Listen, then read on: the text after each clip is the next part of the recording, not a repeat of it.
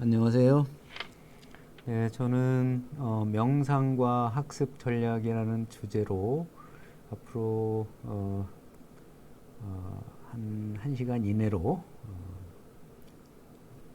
여러분들과 함께 이 분야를 탐구할 영어교육과의 명예교수 성기서입니다.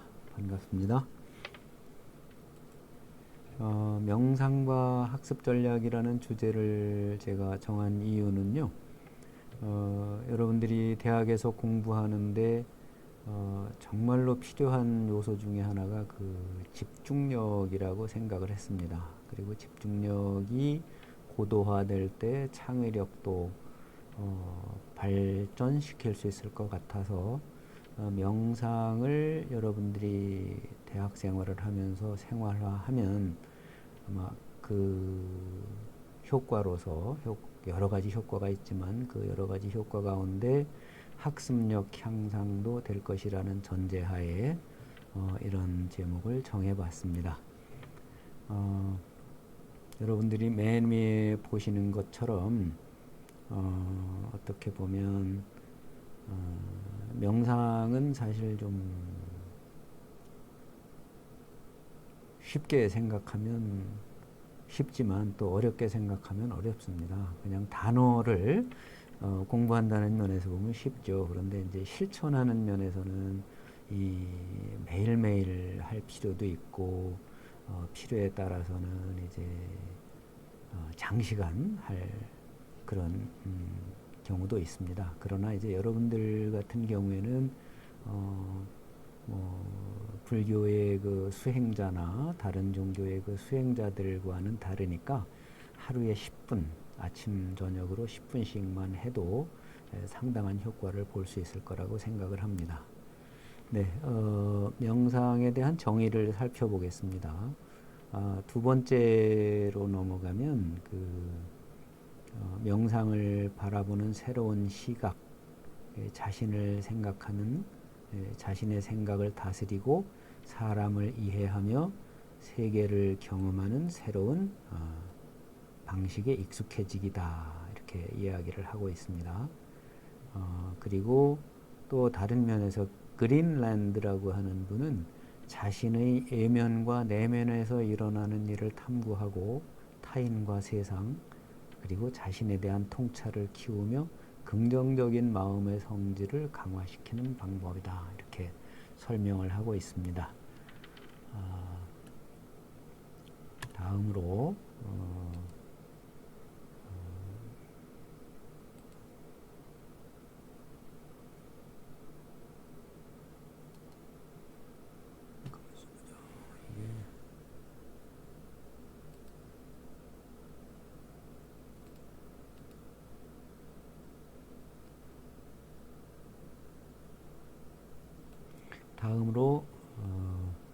명상에 관한 그 이미지를 하나 만들어 봤습니다. 여기서 여러분들께서 보시면 빈 배가 하나 있죠. 빈 배가 하나 있고 그 아래 보면 닻이 하나 그려져 있습니다. 그 빈 배가 상징하는 것은 뭘까요? 이게 흔히 말하는 무아, 마음을 비웠다는 그런 상태, 마음을 비운 상태를 빈 배로 상정을 해봤습니다. 여기 노젓는 사람이 없죠. 그래서 바람 불면 바람 부는 대로, 물결 치면 물결 치는 대로 흘러가는 그런 상황을 상징하고 있습니다. 이래도 좋고 저래도 좋다 하는 그런 의미로 받아들여도 상관이 없습니다. 중요한 것은 이제 이 배가 놓여 있는 이 호수라고 하는 것은 지금은 안개 낀 상황이지만 비가 오거나 폭풍우가 불 때도 있을 거고 산들바람이 부는 경우도 있을 거고 아주 다양한 그 환경에 처할 수 있을 겁니다. 그럴 때 이 마음의 닻을 어디에다 내리느냐, 그러니까 닻을 내리는 대상은 흔히 말하는 네 가지가 있을 수 있는데요. 우리의 몸, 우리의 느낌, 또 우리의 마음, 또 우리 몸의 마음에서 일어나는 여러 가지 심리적인 현상, 이런 것들을 대상으로 해서 거기에다가 주의 집중하는 것을 닻이라고 생각하시면 될 것 같습니다. 네, 다음으로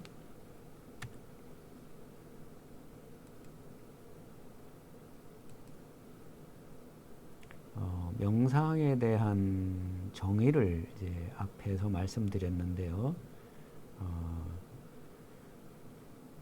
명상은 흔히 이제 선이라고 하기도 하고 요가, 인도에서는 주로 요가라고 많이 하죠. 또 천주교에서는 묵상, 우리나라에서는 단학, 선도, 아니면 뭐 복식호흡, 기공, 중국에서는 특히 이제 기공이라고도 많이 하죠. 도가수련이라고도 하고요. 윗바사나 명상, 이제 불교에서는 이제 남방 불교에서는 윗바사나 명상이라고 합니다. 그렇지만 이제 이런 그 정의의 공통되는 특징 가운데 하나가 사물을 있는 그대로 보려는 노력이다. 이렇게 이해하시면 될 것 같습니다. 이게 위키피디아에 나온 정의를 보면 주의력, 집중과 자각을 훈련해서 정신적으로 명료하고 또 정서적으로 고요한 상태를 이루기 위해서 개인이 마음 챙김이나 특정 대상 또는 생각, 뭐 행동 이런 것에 마음을 집중하는 기술을 사용하는 훈련, 이것을 명상이라고 한다. 그러니까 여러분들이 초점을 맞춰야 될 것 중에 하나가 바로 이 훈련이라고 하는 거죠. 훈련은 한 번 하는데 끝나는 게 아니라, 한 번 하고서 끝내는 게 아니라 매일매일 틈날 때마다 하는 것이 훈련이죠. 그래서 우리나라의 명상의 기원을 찾아보면 이 한단곡이라는 책에 여기 보시면 한단고기가 있죠. 한단고기는 우리나라의 고대사를 다룬 역사책인데요. 일십당 이맥이라고 하는 분이 이제 편찬을 한 책 중에 태백일사라고 하는 책이 있습니다. 그런데 그 가운데 신시본기에 나와 있는 내용이에요. 그래서 태우의 환웅이라고 하는 분이 재위 기간이 서기 기원전 3512년부터 기원전 3419년까지 약 93년 정도의 그 재위 기간을 가지고 있습니다. 이분께서 이제 사람들을 가르치는데 어떻게 가르치셨느냐면 바로 명상을 가르치신 거죠. 그래서 반드시 생각을 고요히 가라앉혀 마음을 깨끗하게 하고 호흡을 고르게 하여 정기를 잘 기르게 하셨으니 이것이 바로 장생의 방법이다. 이런 기록이 있습니다. 그러니까 우리나라 고대사를 일제가 왜곡을 했죠. 조작도 하고. 그래서 이런 책을 아마 여러분들이 잘 보는 기회가 별로 없을 겁니다. 지금은 이제 많이 나와 있습니다. 이 한단고기가. 그래서 여기에 이제 우리 조상들이 벌써 한 5,500년 이상 거슬러 올라가서부터 우리도 명상을 했다라는 걸 여러분들이 알고 계시면 될 것 같고요. 고조선 시대에는 낭가, 또 신라 시대에는 화랑, 남자는 화랑, 여성은 원화, 또 고구려에 가면은 이제 조의 선인, 또 신라에서는 국선 화랑. 여기 보면 이 고조선 시대에 화랑 원화가 있었고요. 또 신라 시대에도 화랑이라는 그 제도가 있었죠. 또 국선이라고도 했고요. 조선 시대로 내려오면 김시습 선생이나 정념, 그리고 임진왜란 때 그 활약하신 곽재우 의병장, 곽재우 장군 같은 분들도 명상을 하신 분이고요. 또 여러분들이 잘 아는 분 중에 최치원 선생 같은 경우, 신라 시대의 최치원 선생도 명상을 수련하신 분이라고 이해하시면 될 것 같습니다.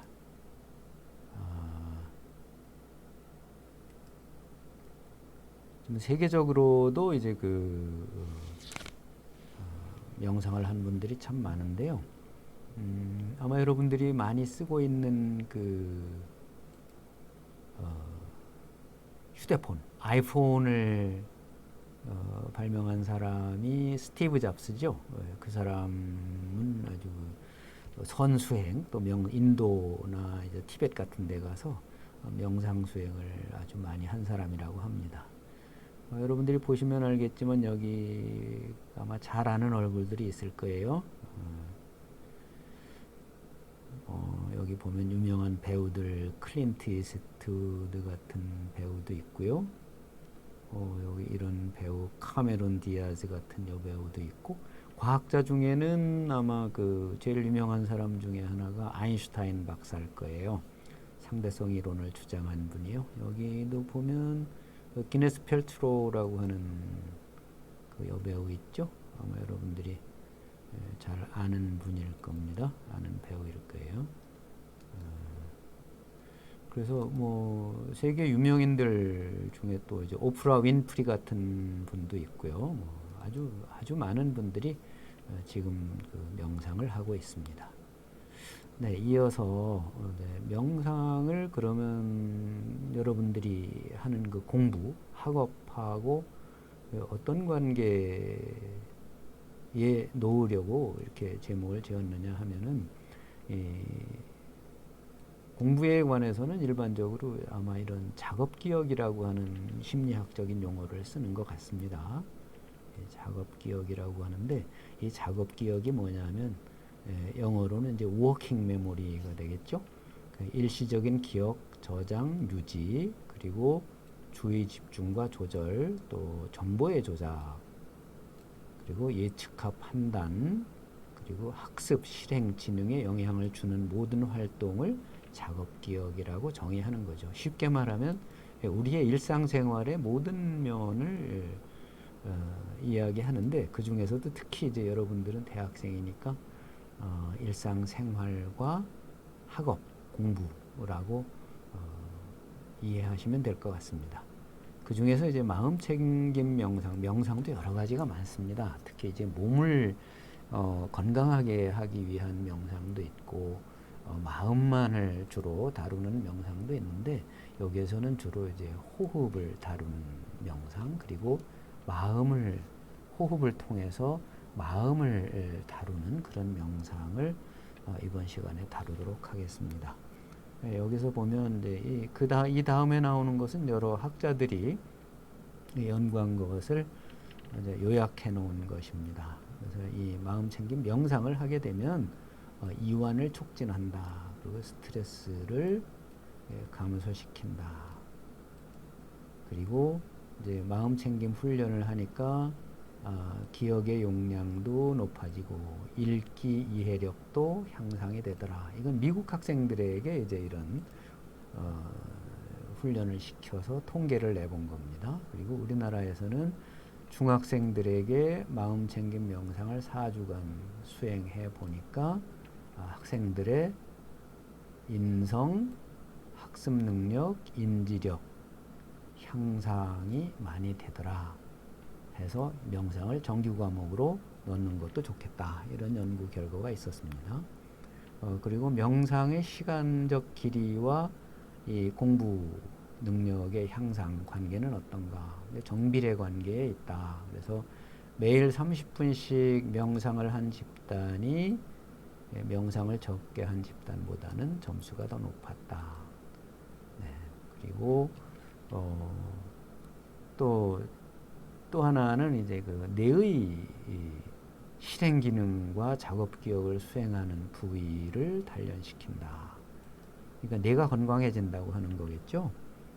그래서 뭐 이런 여러 가지 좋은 점이 많이 있다고 학자들이 연구를 한 결과를 발표하고 있습니다. 이건 여러분들이 이제 도서관에 가셔서 명상과 학습 뭐 이런 주제로 검색을 하면 아마 수천 개의 그 논문이 발견될 겁니다. 그만큼 명상은 이제 과학적으로도 학습 능력을 향상시키는 그런 기능을 한다. 그런 것을 여러분들이 알 수가 있을 겁니다. 그리고 이것은 이제 뇌파와 관련 있는 건데요. 명상을 하게 되면 우리의 뇌파가 어떻게 바뀌는가.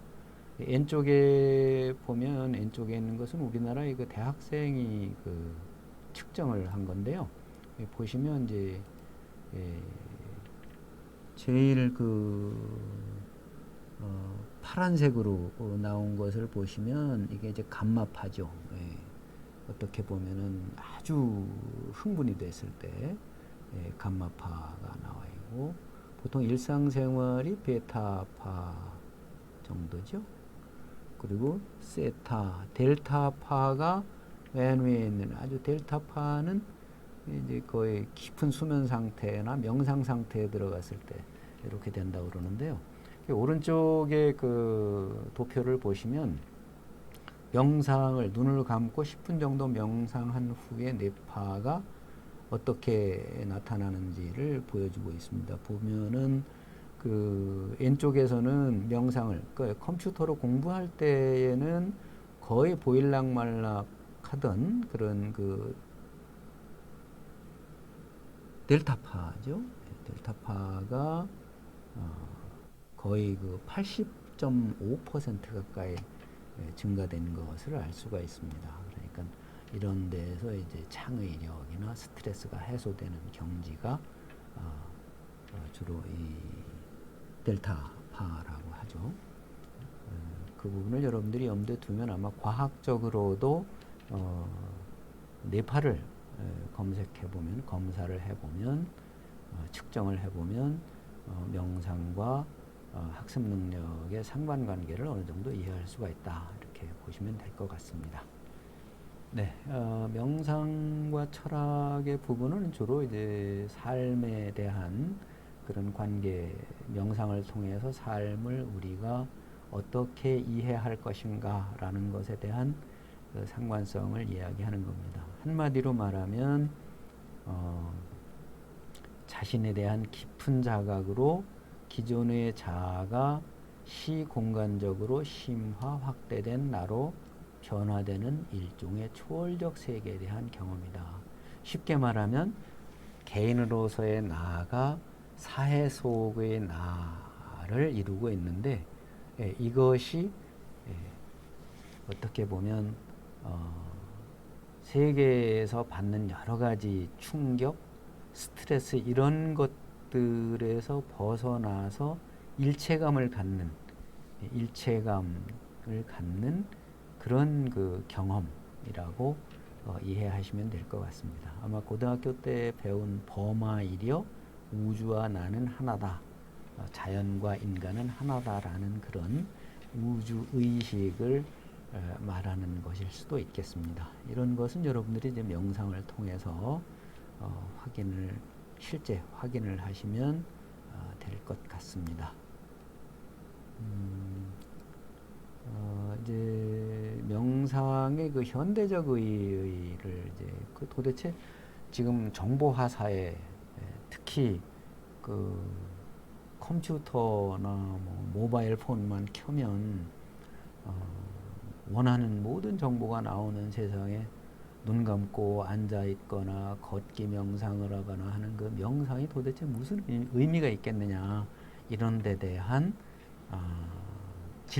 질문에 대한 답이 될 수 있겠습니다. 이제 우리는 이제 첫 번째 보면 생로병사라는 과정을 거치면서 현대인이 겪는 각종 스트레스와 괴로움에서 벗어날 수 있는 하나의 길이다. 그 스트레스와 괴로움에서 벗어나면 그게 결국은 이제 최상의 행복이 되겠죠. 기독교적으로 보면은 이제 구원을 말하는 것일 거고요. 불교에서는 아마 이걸 해탈이라고 하기도 하고 성불이라고도 하고, 우리나라 같으면 뭐 신선, 도교 같은 경우는 이제 신선을 말하는 것으로 이해하면 될 것 같습니다. 근데 이제 현대적으로 보면은 또 하나의 정신수양법이다. 최고의 정신수양법이다. 이렇게 이해하시면 될 것 같은데요. 그 왜 그러냐 하면 남은 바꾸기가 어렵지만 나 자신은 바꿀 수 있다. 그러니까 나 자신을 바꾸는 것은 내가 스스로 할 수 있는 일이지 남이 나를 바꿔주기를 바라서는 결코 긍정적으로 자신을 바꾸기가 어렵겠죠. 그래서 이런 그 개인적인 차원에서 보면 이런 장점이 있고요. 그리고 사회적인 차원 또 인류적인 차원으로 보면은 인류의 탐욕과 무지로 인해서 발생한 각종 자연재해를 막을 수 있는 길을 모색하는 데 도움을 줄 수 있다. 이게 무슨 얘기냐 하면 결국은 나와 자연, 나와 사회는 결코 뗄래야 뗄 수 없는 긴밀한 상관관계에 있다고 하는 것을 알게 되는 거죠. 경험을 통해서 알게 되기 때문에 이제는 그런 그 재해의 원인이 어디에 있느냐. 결국은 인간의 탐욕, 분노, 그리고 어리석음 같은 데에서 기인한다고 하는 것을 이해하게 되는 거죠. 그래서 지구온난화나 공해 같은 문제들도 명상을 통해서 해결할 수 있는 길을 찾을 수 있을 것이다. 근데 이제 이 아무리 좋은 명상이라고 하더라도 이 준비가 되어 있지 않으면 오히려 자기 자신을 해치는 경우가 있습니다. 그래서 여러분들이 명상을 할 때 반드시 지켜야 명상이 순조롭게 잘 되는 그 5가지 요소를 설명드리겠습니다. 첫 번째는 생명 있는 것을 해치지 말 것. 해치지도 말고 죽이지도 말자. 결국은 이제 살리라는 얘기겠죠. 그리고 주지한 것을 갖지 말자. 도둑질하지 말라는 거죠. 물건이든 또 지식이든 또 사람의 마음이든 베풀어라. 다시 다른 말로 이해를 하자면 한없이 베풀어라. 그리고 세 번째 보면 그릇된 성생활을 하지 말라. 그러니까 성적인 학대를 하지 말라. 이거는 여러분들이 이제 세상을 살아가면서 경험을 하다 보면 아마 이 말이 얼마나 중요한지를 잘 뼈저리게 느낄 수 있을 것으로 생각을 합니다. 그리고 이제 네 번째로 중요한 것은 거짓말을 하지 말라. 거짓말을 하지 말라. 이게 쉽지 않죠. 그렇지만 이 성실하고 정직한 마음이 명상의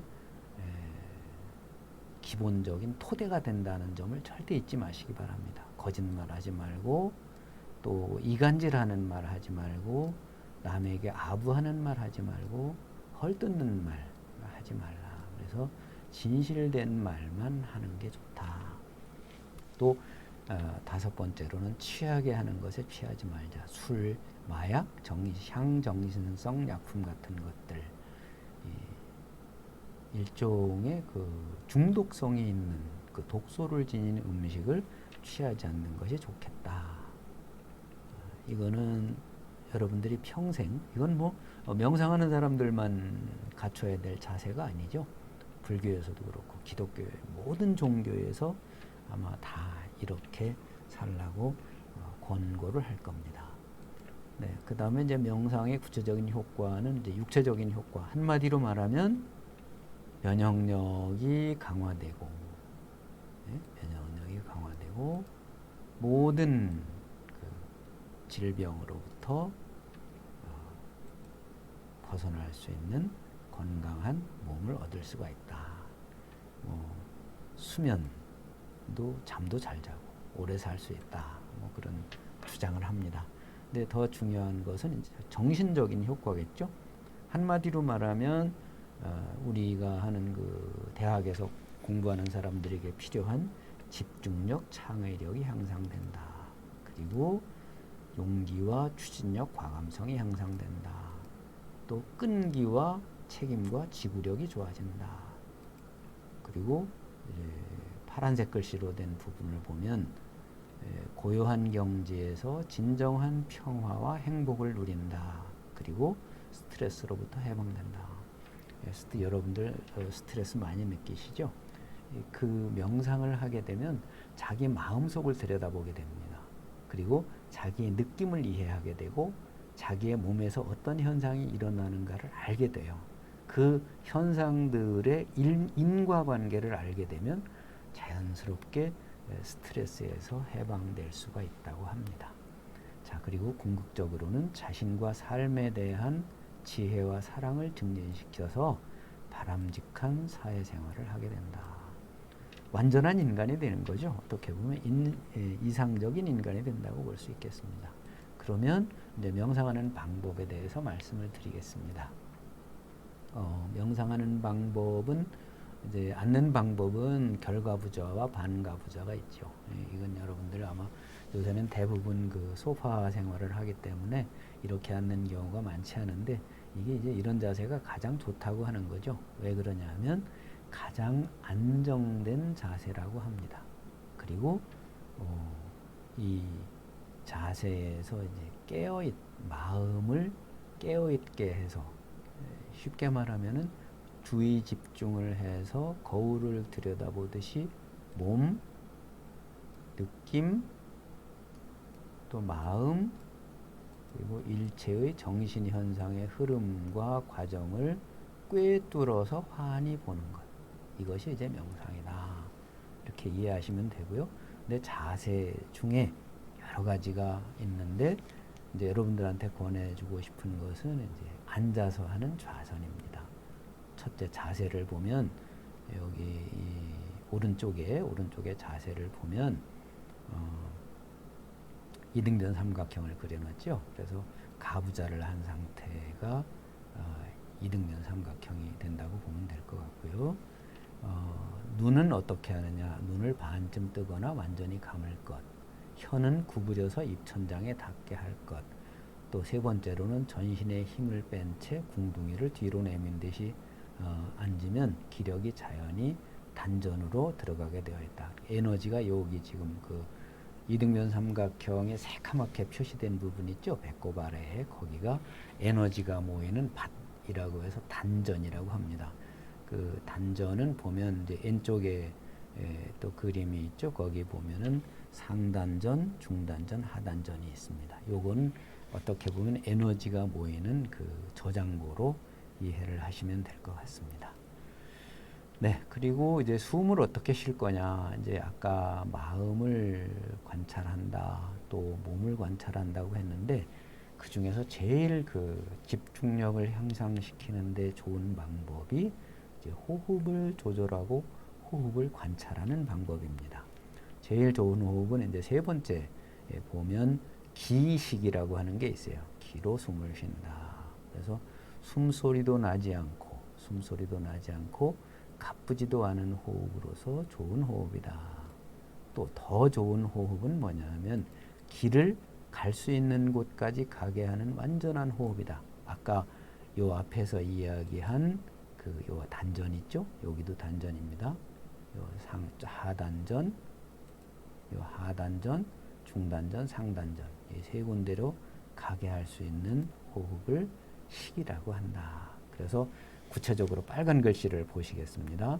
들이쉴 때에는 깊게, 내쉴 때에는 길게 같은 시간이 되도록 쉬는 게 좋다. 근데 원칙은 이런데 여러분들에게 권하고 싶은 것은 여러분들이 숨을 쉴 때 여러분의 귀에 숨 쉬는 소리가 들리지 않을 정도로 가늘고 길게 코로만 숨을 쉬시면 됩니다. 그래서 여기 보면 요 아래 호흡의 방법은 허파 호흡이 아닌 단전 호흡을 해야 한다. 호흡을 가늘고 길게 들이마셔서 의식적으로 단전까지 들이쉰다. 여기 단자가 빠졌네요.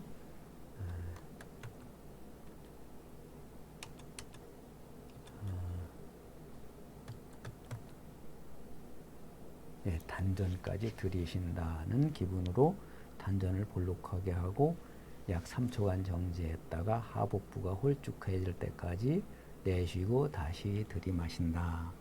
이때 숨은 폐활량의 80% 정도만 들이마시고 역시 내쉴 때에도 적당하게 내쉰다.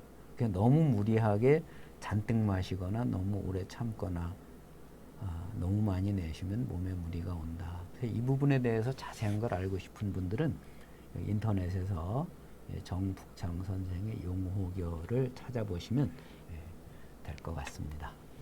자, 이제 그 호흡에 대해서는 조금 더 뒤에서 자세하게 설명하겠습니다. 그럼 이제 단전으로 그럼 기를 집어넣는 방법은 그럼 뭐냐?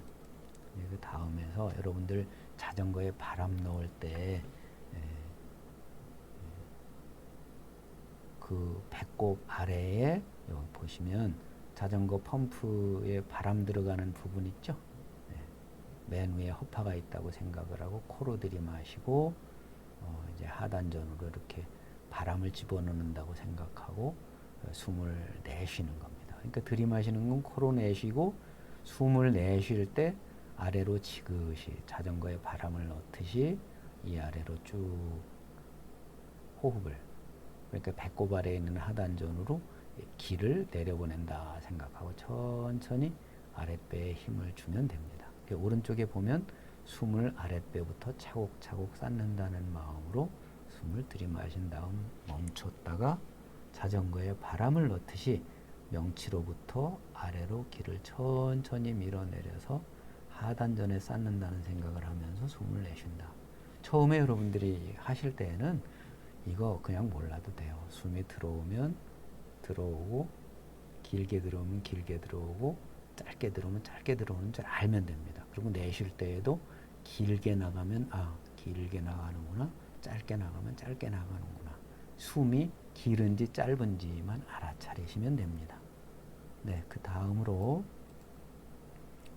이제 수식관, 이 호흡을 이제 하는데, 그럼 호흡을 어떻게 관찰할 거냐, 이제 상당히 중요하죠. 이게 아마 어떻게 보면 오늘 여러분들한테 말씀드리는 그 명상에 관한 내용 중에 가장 중요한 것이 이 수식관일 겁니다.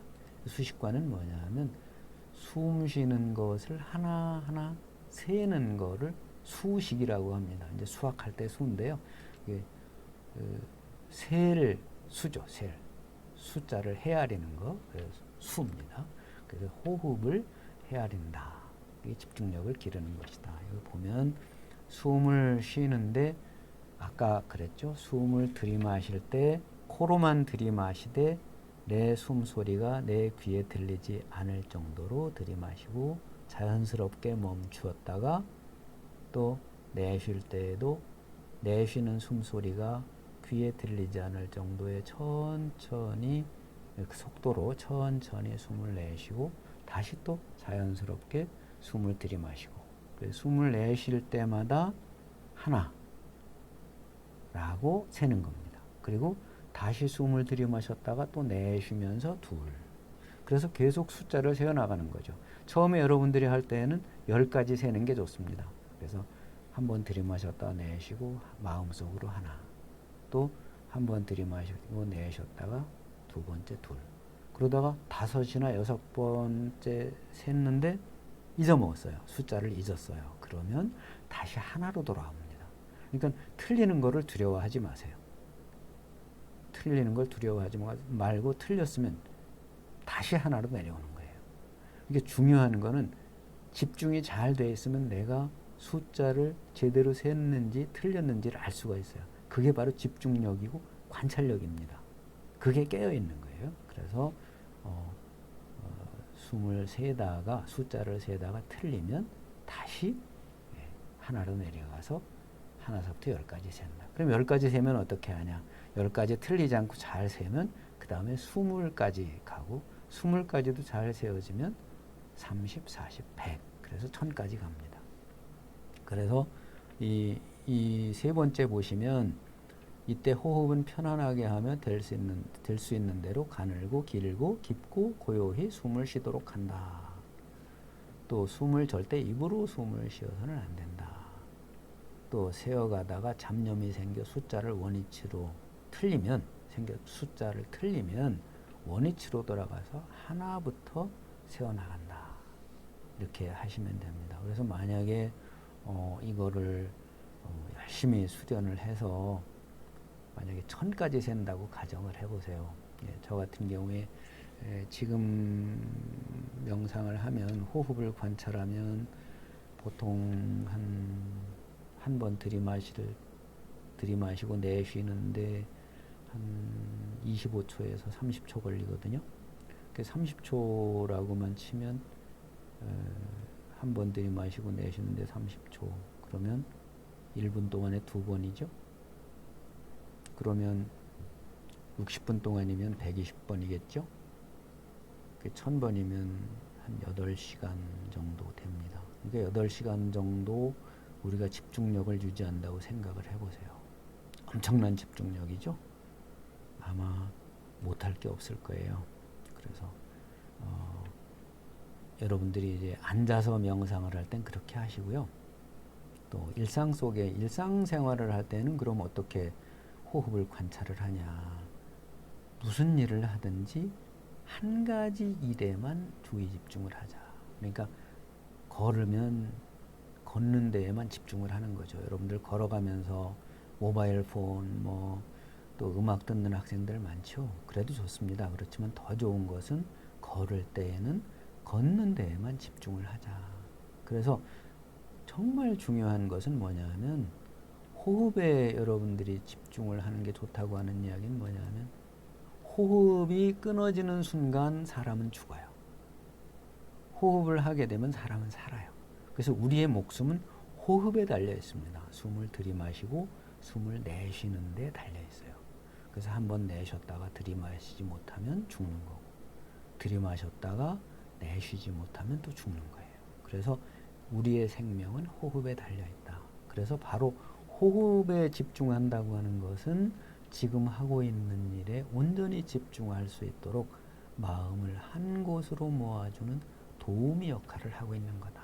그러니까 호흡 자체가 목적이 아니라 호흡을 매개체로 해서 여러분들이 집중력을 기르는데 도움을 주기 위해서 호흡을 끝없이 관찰하라고 하는 겁니다. 그래서 명상을 많이 한 사람들은 잠을 자도 몸만 쉬지 마음은 깨어 있다고 합니다. 그래서 그렇게 되면 여러분들이 아주 편안한 잠을 잘 수가 있게 되는 거죠. 그래서 이 호흡을 잘 관찰하고 명상을 잘하는 비결은 뭐냐면 까만 점으로 표시된 부분 있죠. 가능하면 한 번에 한 가지 일만 하자. 앉아있을 때는 앉아있는 일만 하고 서있을 때는 서있는 거 관찰하고 걸을 때에는 나는 지금 걷고 있다. 누가 뭐하니? 하고 물으면 나 걷고 있어 라고 대답할 수 있게 또 말할 때에는 말만 하고 예를 들어서 여러분들이 강의실에서 수업을 들을 때에는 수업 듣는데 집중을 하는 겁니다. 그러면 호흡도 자연스럽게 느려지고 집중력도 높아지고 교수님들이나 강사 선생님들이 하시는 말씀을 여러분들이 훨씬 더 정확하게 받아들일 수가 있을 거예요. 운전할 때는 운전에 집중하게 되니까 사고 일어날 확률이 훨씬 줄어들게 되죠. 또 설거지, 화장실에 들어가서는 휴대폰 보지 마시고 자기가 소변을 보면 소변을 보는 일에 집중을 하시고 대변을 보면 대변을 보는 일에 집중을 하십니다. 그게 명상이에요. 명상을 너무 어렵게 생각하지 마십시오. 현재 일어나고 있는 일에 온전히 주의를 기울이는 것, 이것이 명상이다. 이렇게 생각하시면 됩니다. 그런데 가끔 보면 멍 때리는 경우가 있죠. 내가 지금 뭐 하고 있지? 하는 생각이 들면 바로 호흡으로 돌아오든지 아니면 자기가 하고자 하는 일로 돌아오면 됩니다. 그게 명상을 잘하는 비법입니다. 지름길입니다. 자, 그 다음에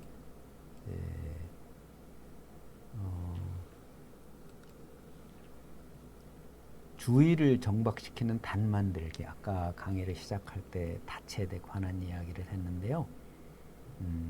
이거는 아까 조금 전에 말씀드렸으니까 그냥 넘어가도록 하고요.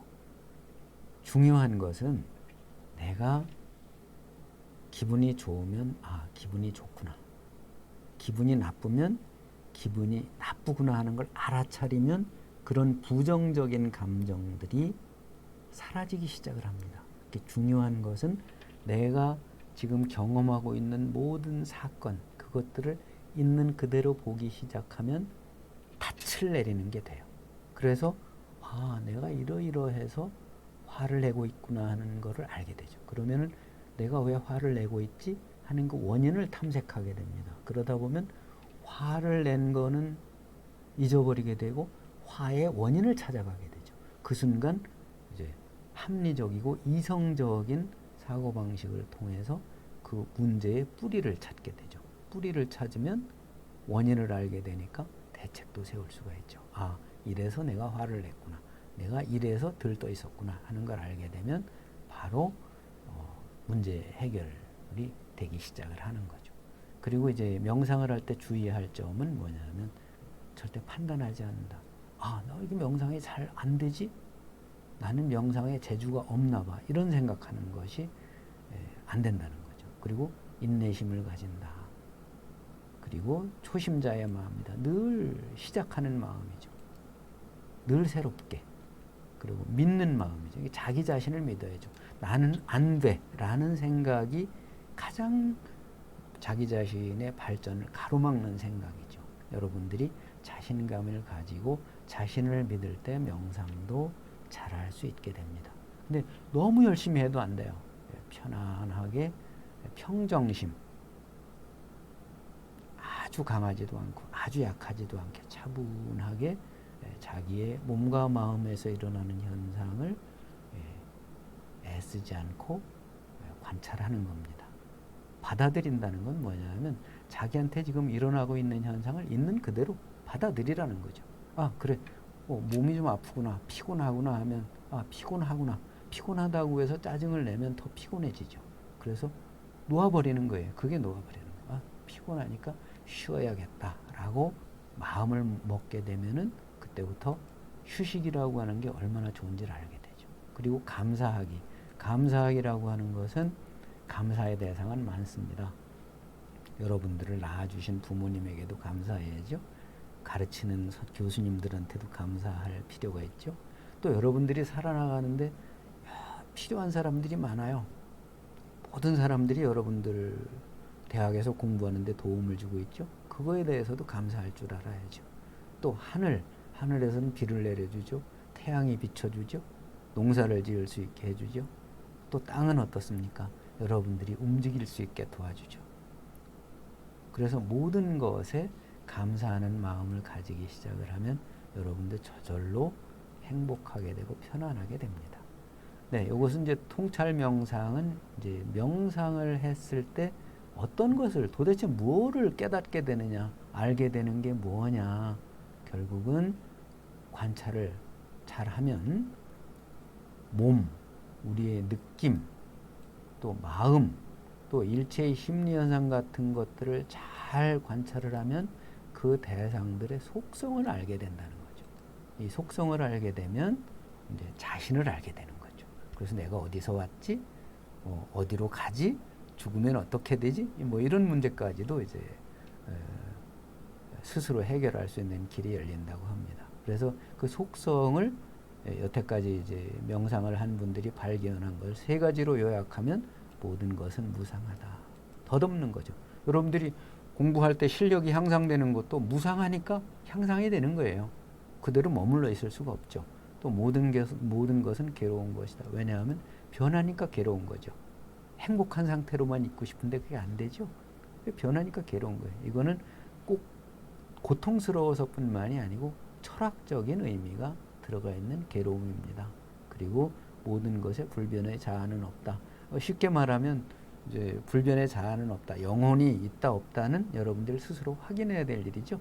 여러분들 어린 아기 때 사진하고 지금 사진을 비교해 보십시오. 여러분들의 몸과 마음이 계속 변해가죠. 그걸 말하는 겁니다. 여러분이 없다는 얘기가 아니죠. 자, 이제 명상을 하면 여러 가지 초능력이 생긴다고 합니다. 신족통은 뭐냐 하면 손오공처럼 이제 그런 가고 싶은 데를 마음대로 갈 수 있는 능력이죠. 천이통은 이제 천리 밖에 있는 일어나는 일을 들을 수 있는 그런 능력. 요새는 휴대폰이 그런 기능을 해주죠. 네, 이제 시공을 초월해서 갈 수도 있다고 합니다. 타심통이라고 하는 건 남의 마음을 아는 능력. 숙명통은 자기 자신의 과거 전생 또 미래를 아는 능력. 천안통은 다른 사람들의 과거와 미래를 아는 능력. 여섯 번째로 무진통. 이것은 모든 번뇌, 모든 스트레스로부터 완전히 해방되는 완전한 자유인의 상태를 보장해 주는 것이 무진통이다. 이런 신통력을 말하는 겁니다. 자, 그래서 명상을 한마디로 요약을 하면 우리 살아가면서 고통을 안 겪을 수가 없죠. 고통은 겪지만 그 때문에 고뇌하지는 않는다. 자, 고통은 어디에나 있어요. 고통으로부터 도망갈 생각을 하지 말고 고통을 있는 그대로 보기 시작하면 그때부터 고뇌 때문에 고뇌하지는 않고 그 해결책을 찾을 수 있다. 평정심을 유지할 수 있다 하는 것이 명상이 우리한테 줄 수 있는 큰 선물입니다. 그러니까 명상을 하다 보면 집중력이나 창의력이 생긴다고 하는 것은 어떻게 보면 덤이죠. 그래서 여러분들이 그럼 걸을 때는 어떻게 하느냐. 아까 그 걸을 때 명상하는 거를 제가 이야기를 드리지 못했는데요. 예를 들면 이겁니다. 집에서 아니면 바깥에서 걸을 때 오른발을 들면서는 숨을 들이마시고 내쉴 때 숨을 내쉬면서 들어올린 발을 내려놓고 다시 발을 들어올리면서 또 숨을 들이마시고 또 내쉬면서 그 들어올린 발을 내려놓고 천천히 하다 보면 집중력이 생기죠. 또 보통 속도로 걸을 때는 어떻게 생각합니까? 아, 나는 지금 걷고 있다라는 거를 알고 있으면서 가는 겁니다. 그렇게만 해도 엄청난 집중력이 생기고 삼매 상태로 고도에 집중된 상태로 들어갈 수가 있습니다. 지금 여기 참고문헌을 몇 개 적어놨는데요. 여러분들이 이제 명상에 대해서 더 알고 싶은 분들은 이 참고문헌을 잘 참고해서 오늘부터라도 그런 명상을 실천해 주시면 감사하겠습니다. 그리고 이제 요거는 사범대 학생들한테 도움이 많이 될 것 같은데요.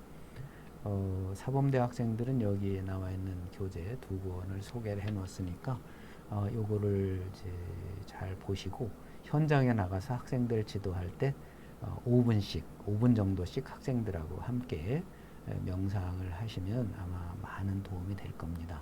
그리고 사범대 학생들이 아니라고 하더라도 여러분들이 나중에 이제 결혼을 해서 자녀를 얻게 되면 이런 책을 사서 자녀들과 함께 하루에 5분이나 10분이라도 함께 이런 시간을 가지게 되면 아주 행복한 가정 그리고 지혜가 넘치는 또 사랑이 넘치는 그런 가정도 이룰 수 있을 것으로 생각을 합니다. 네, 이 조금 길은 시간이었는데요. 여러분들 아주 오랫동안 잘 들어주셔서 대단히 감사합니다. 수고 많이 하셨습니다. 감사합니다. 안녕히 계십시오. 명상 열심히 하셔서 멋있는 서원대학교 학생이 되어주기를 바라고요. 졸업하신 후에는 정말 그 서원대학생 역시 최고의 대학생이고 최고의 일꾼이로구나. 또 앞으로 나아가서는 가장 훌륭한 세계 시민이로구나 하는 인상을 여러분 주변에 있는 모든 분들에게 심어줄 수 있기를 바랍니다. 감사합니다.